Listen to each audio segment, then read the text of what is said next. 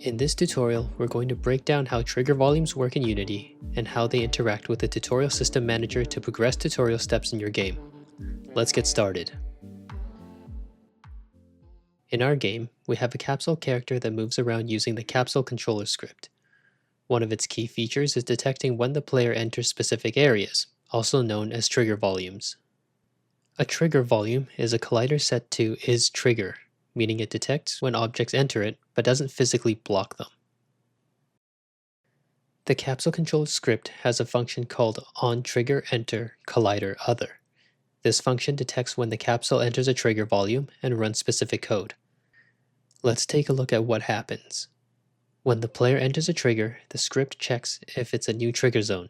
If it is, it calls Tutorial System Manager instance start step tutorial. This tells the tutorial system to advance to the next step. The Tutorial System Manager then looks for the tutorial modal linked to the tutorial name. If it finds it, it activates and calls Show Step, displaying the next tutorial message.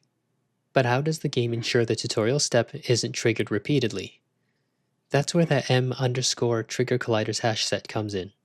Each time the player enters a trigger, the script checks if it has already been triggered. If it has, it doesn't activate the tutorial again. This prevents duplicate tutorials from showing up when re-entering a trigger area. Additionally, the Tutorial System Manager keeps track of which step the player is on using current tutorial step index. This ensures the correct tutorial step is displayed when progressing.